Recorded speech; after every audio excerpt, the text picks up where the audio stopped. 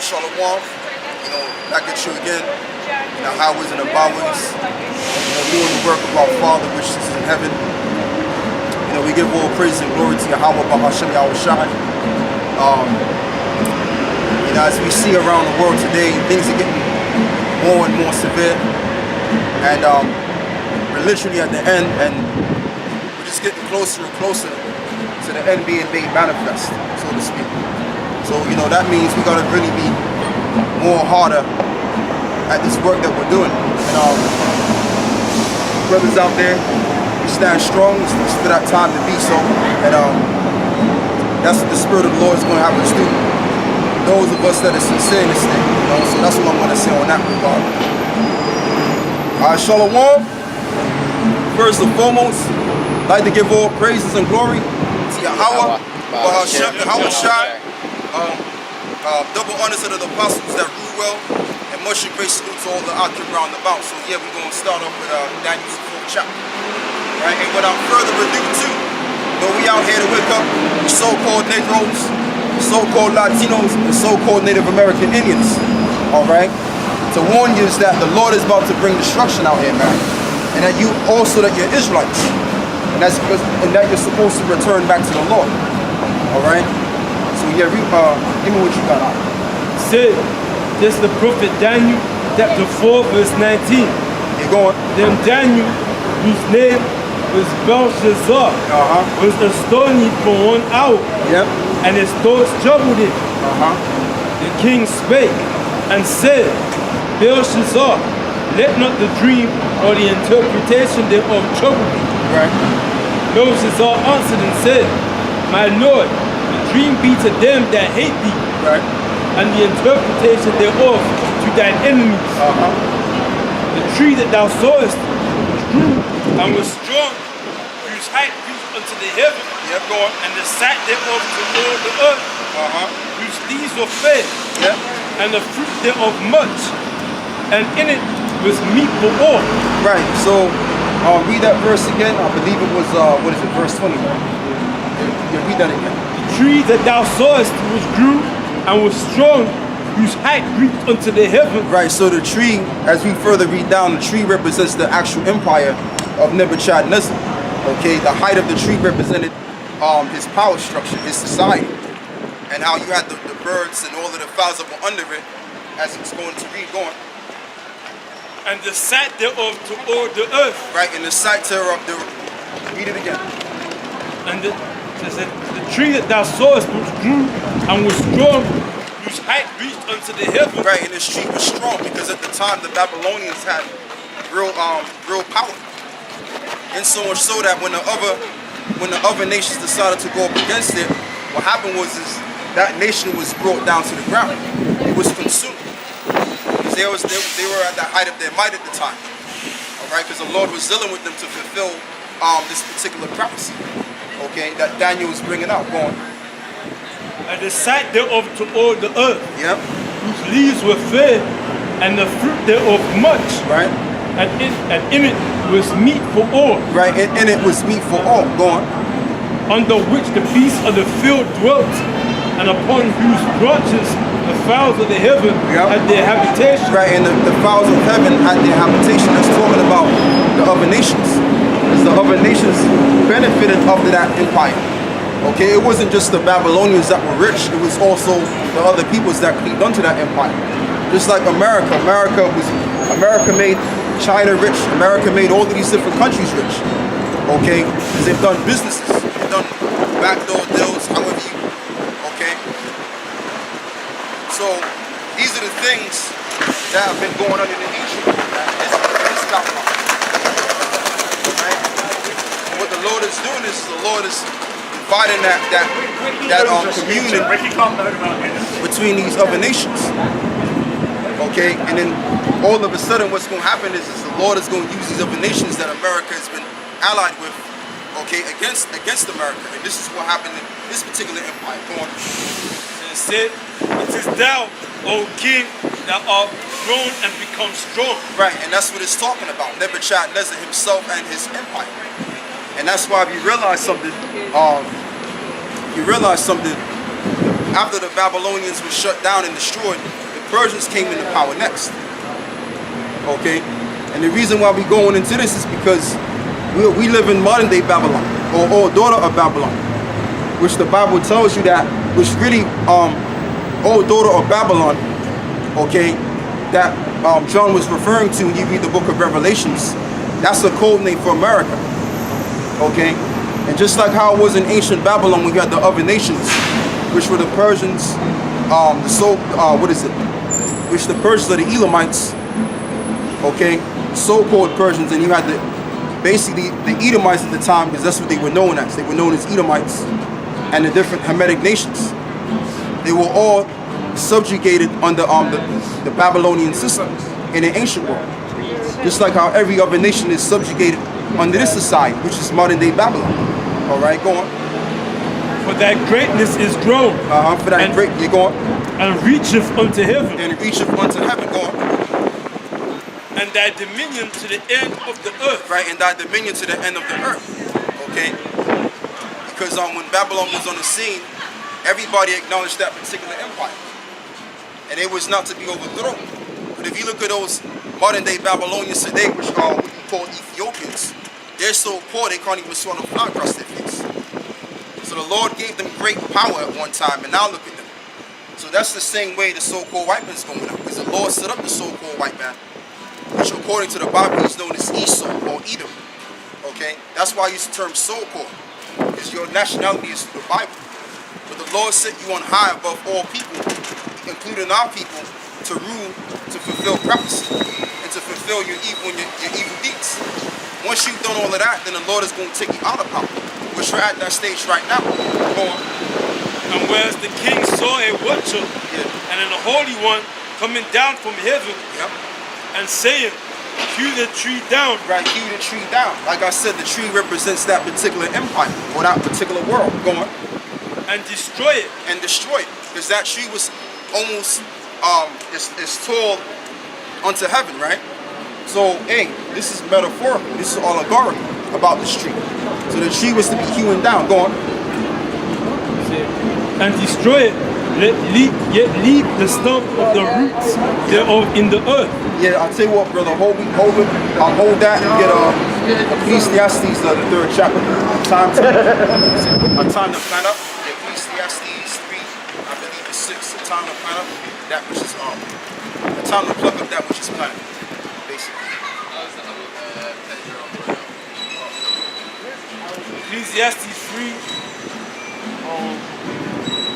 verse 1. To everything there is season, and a time to every purpose under the heaven. There you go, go on. A time to be born, and a time to die. Right, and a time to be born, and there's a time to die. Go on. A time to plant, and a time to pluck up that which is planted. Right, because all of these different kingdoms at one time were planted up. The Lord set these empires up by the mindset of men to do that, to fulfill prophecy. Okay, and that particular empire had a set time to rule. And once that empire reached to the height of it, okay, once the empire reached to the height of it, then the Lord was going to bring it down. It's like, for example, when you look at the sun, and you look at all of the different stars in heaven, right? Especially, let's just deal with the sun.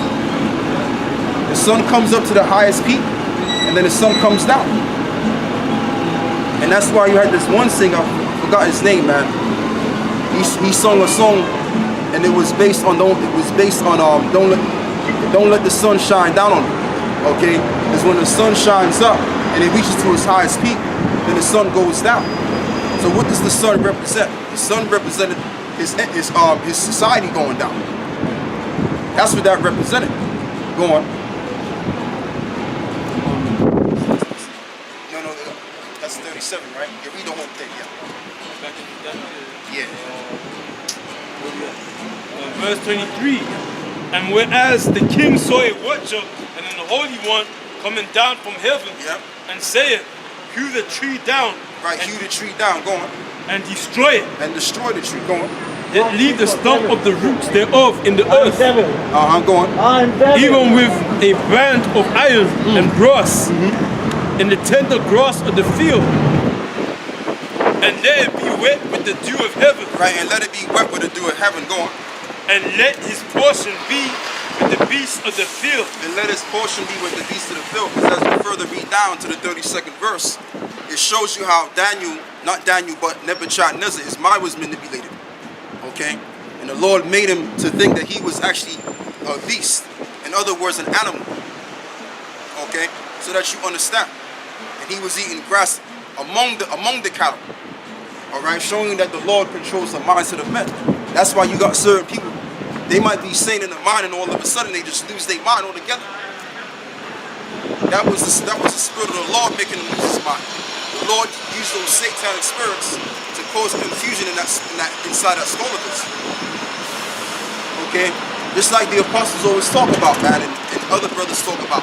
How when a guy falls out the truth, he's a lot more worse than when he first came in. You see that? Because the Lord can really mess you up, man. Inside that head of yours. Especially when you come up against us. The Lord can do that deed as well. Go on. That's it. Until 7 times passed over him. This is the interpretation, O king.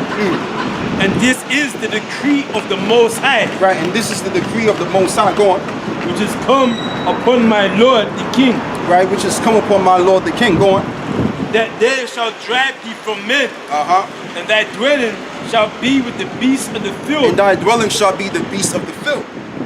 Okay, which that signified that he was on a higher level. He was in his heavenly position, but then the Lord brought him down to nothing. You see that? Hold that and give me 1 Samuel 2. You know the point. Because the Lord, he's the one that make it poor and he make it rich. So why are we going into this? Because we're in a time of the Most High destroying his white man system. The so-called white man. Alright? Or should I say the red man? Let's get it correct. Because according to the Bible, they're known as the biblical Edomites. So every nation had its time to rule and its time of reign. But when it was time for them to go, it was time for them to go now.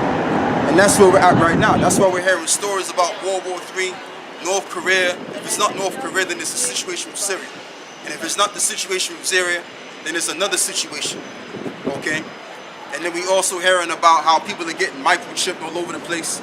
So these things that I just said out of my mouth are alluding to the prophecies of this Bible. And it alludes to also the ending of this revival of ancient Rome. Okay? So go on. 1 Samuel chapter 2, verse 6. Yahweh killeth and maketh alive. Right, Yahweh killeth and maketh alive. Go on. He bringeth down to the grave.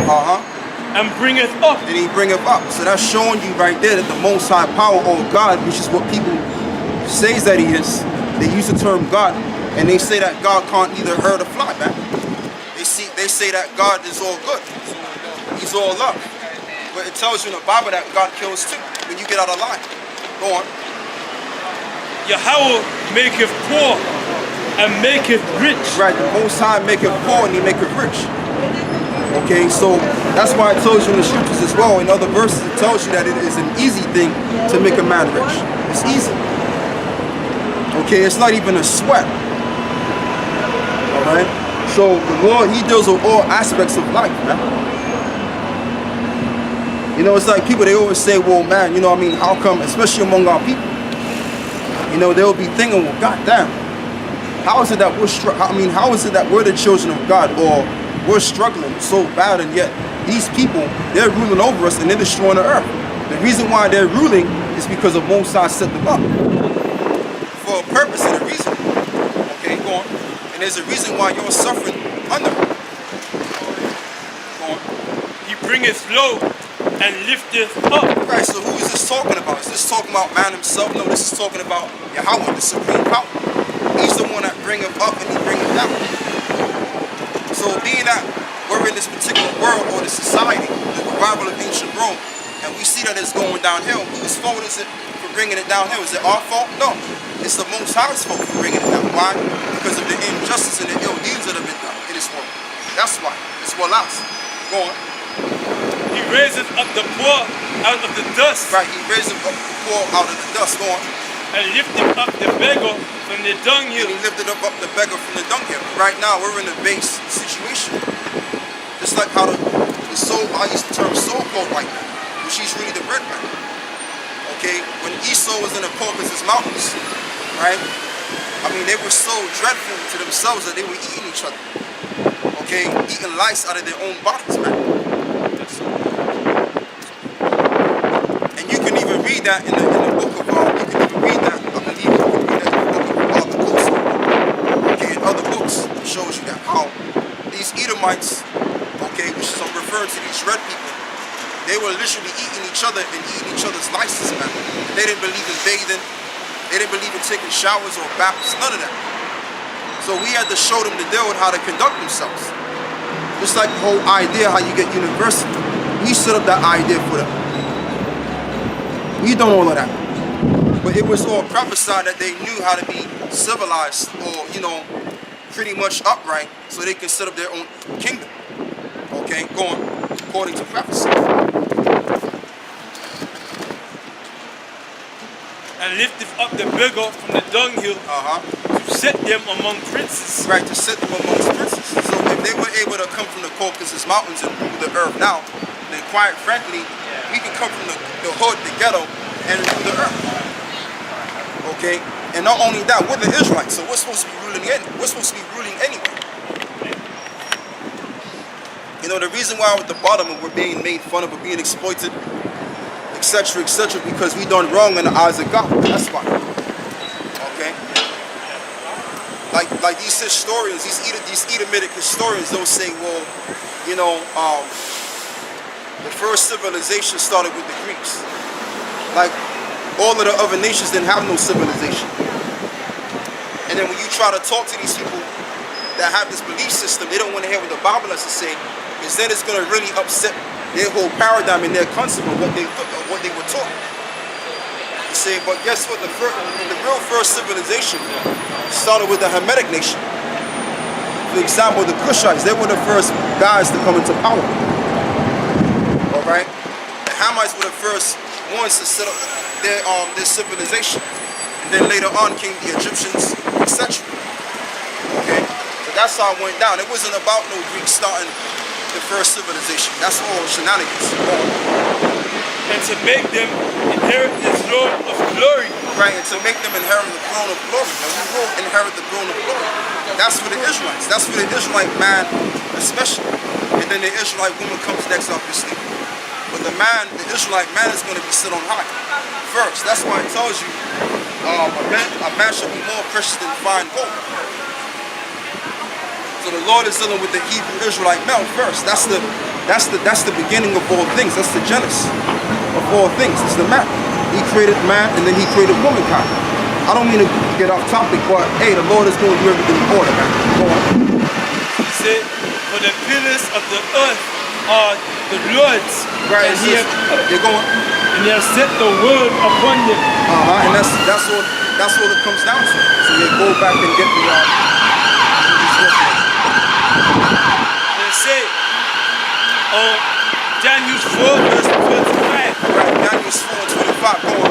That they shall drive thee from men, right, and thy dwelling shall be with the beasts of the field. Right, so this is talking about the madness that entered into the mind of Nebuchadnezzar.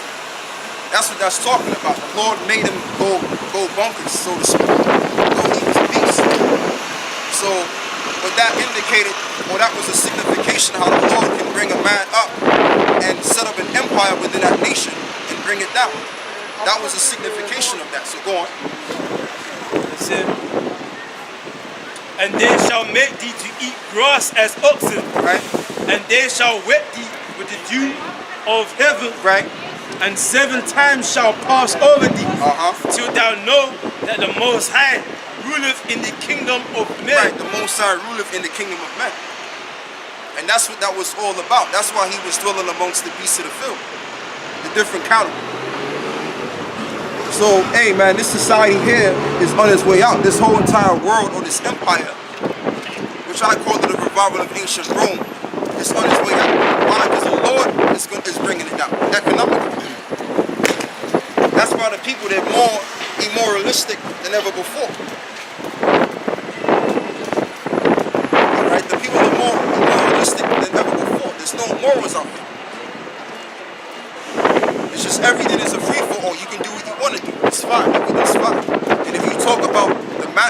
powers out here, you're the bad guy. So that's showing you how far we went from before. You know, scripture says pride is set in great dignity or something. Right. Pride. Your pride is set in great dignity. And it also says that foolishness is set in great dignity as well. Okay? If I'm quoting it correctly.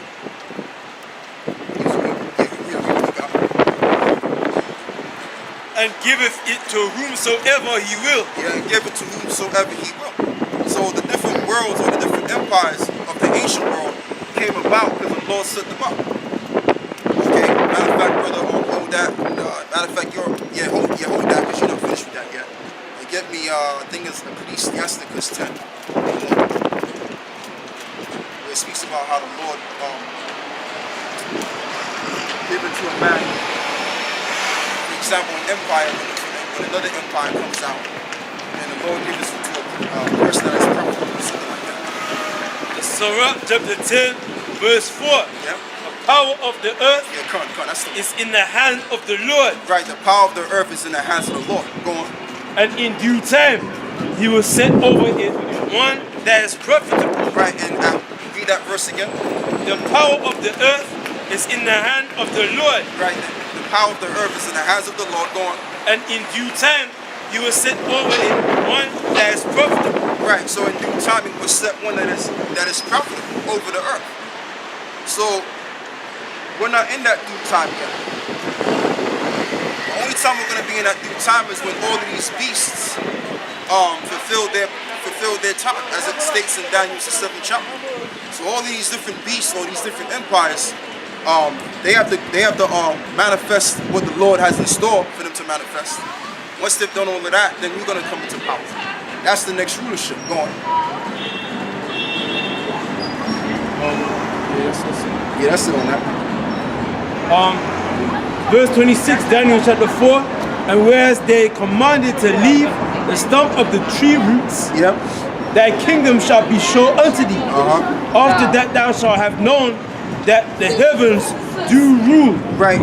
So that's showing you right there that the Most High and all of the powers that are on high, they rule things within this physical realm. Okay? You have the Most High and then you have different other powers by the Most High that control certain things. Okay? This particular realm, this is the lowest realm. So there's a couple of other powers that control this realm. Alright, and that's why it tells you in Ezekiel 31. Let me see.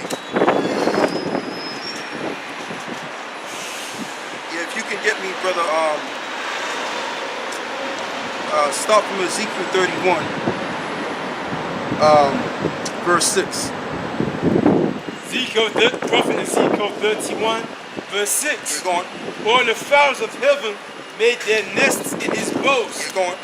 and under his branches did all the beasts of the field bring forth their young, and under his shadow dwell all great nations. Right, and that's talking about that prophecy there is referring back to Daniel's 4th chapter, that precept. Okay? So when you further read down, it shows you how the Lord, he's the one that really raises up men to a certain height or level of that particular nation. Okay, and then he brings them down. That's what the tree goes into. So further read down. It said,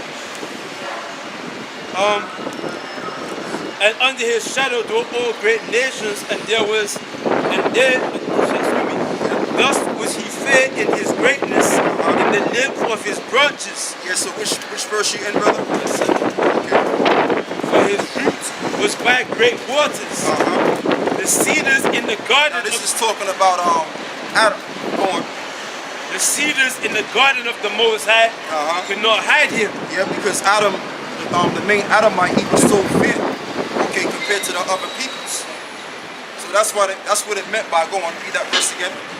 The cedars in the garden of the Most High could not hide him. Right, the cedars in the gardens of the Most High could not hide him, because he was, like for example, when you look at our people, right? How do we know that our people are the Israelites and Israelites? Because our people, everything that we do, whether it be singing, whether it be sports, we supersede all of these other nations. So our brilliance could not be hidden. Okay, but that was talking about the Adamite, though, the main Adamite that the Lord was dealing with. But you got also the sons of God too. When you read Genesis the 6th chapter. Go on. The fir trees were not like his boughs, Right. and the chestnut trees were not like his branches. Nor any tree in the garden of the Most High was like unto him in his beauty. Keep going. I've made him fair by the multitude of his branches, Yep. so that all the trees of Eden, All the trees of Eden, which alluding, because it's like when you read Genesis, the 3rd chapter, where it speaks about the tree of good and evil, okay, about the serpent, because the tree, what does the tree represent? The tree also deals with how it's referring to the people, okay. That's another metaphor of the tree. It's also known as the other peoples. All right. You got a precept on it. Oh, let me say it correct. The Lord likens the nations to trees as well. Very much. Keep going. this is Mark chapter 8 verse 23. And he took the blind man by the hand Yep. and led him out of the town. Yep. And when he had spit on his eyes and put his hands upon him, Right. he asked him if he saw aught. And he looked up and said, I see men as trees. There you go. walking." There you go. Beautiful. Wow. Read that again. And he looked up and said, I see men as Yep. trees walking. Right. So this blind man, if I'm correct, this blind man, he saw men as trees walk, showing you again what this is talking about. So when you put these puzzles together, which is the scriptures, it all connects. All right. And that's how you're able to understand the parables as well. But from the beginning, I'll say this: the Lord got to be dealing with you, okay, in the spirit, to find these puzzles going and to understand the parables as well. Just ain't going that.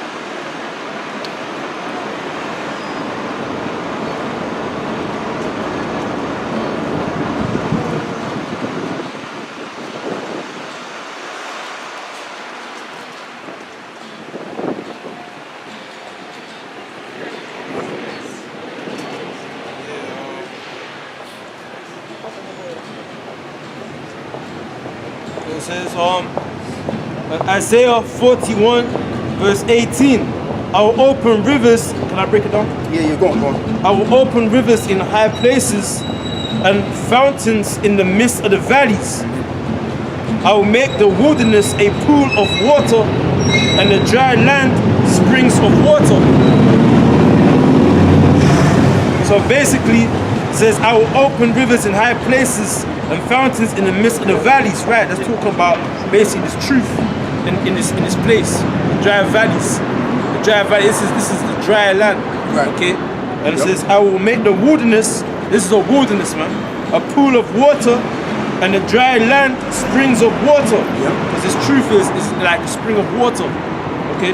I will plant in the wilderness the cedar, the chitta tree, and the myrtle, and the oil tree. There you go. I will set in the desert the fir tree and the pine and the box tree together, that they may see and know and consider and understand together that the hand of Yahweh have done this and the Holy One of Israel have created it. There you so go. it says, There you go. I plant in the wilderness the cedar, the chitta, the different trees, meaning the different men that do this work. You know, you got prophets, you got teachers, you have you have different men that have different offices in this truth. That's the different trees, you know, the cedar, the chitta, the myrtle. Because it tells you, you know. You got some in your eye, This one. You just wipe them off, basically. You're going. Yeah, so shows you got different men in this truth doing different offices. And you got first prophets, second teachers, thirdly, you know, those are the different offices. Romans something. Let me. It says, yeah, that's it. So Back to, he was in verse